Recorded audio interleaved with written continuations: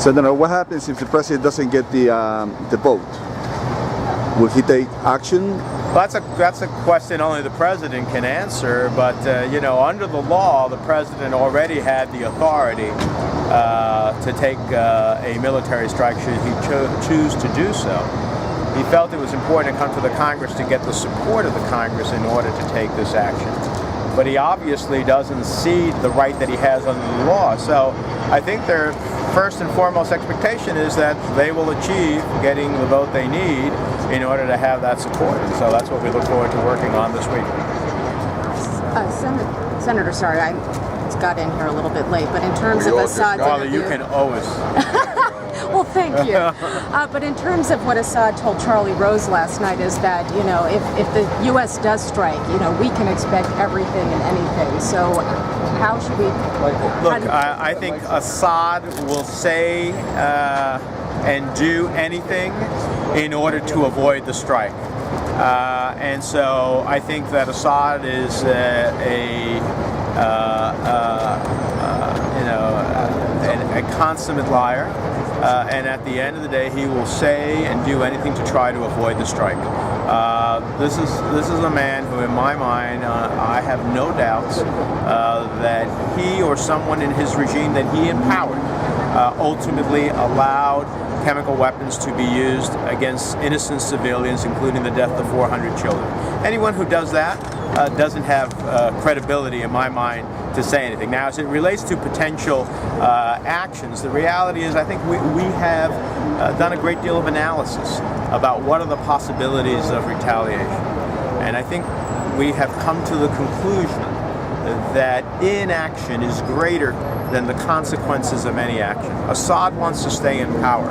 The last thing he wants to do is to strike out against others and multiply the fronts on which he has to fight. So I think these are just simply threats in order to avert the military consequences that he'll face to his artillery, to his aircraft, and to other critical elements that can deliver chemical weapons so that he can avoid it and continue to fight on and try to stay in power. But I don't think at the end of the day he's going to risk having multiple nations ultimately strike against him as a result of any retaliatory action. Should we worry, though? You call him a liar? Well, he's denying it. Look,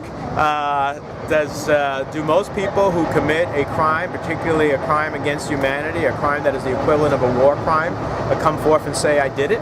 Do you expect Assad to come forth and say, yeah, I did it? No.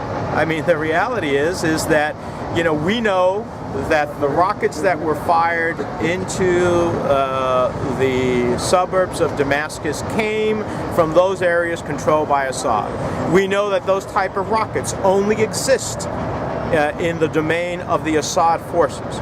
We know that the type of chemical weapon that was used is only in the possession of Assad forces. We know that those who are vetted to ultimately conduct such attacks are vetted by the regime to be loyal to the regime. And there is no question that an attack took place. Now, there are some who want to suggest it was someone else, but the reality is when you add up all of the facts, it comes to a clear conclusion.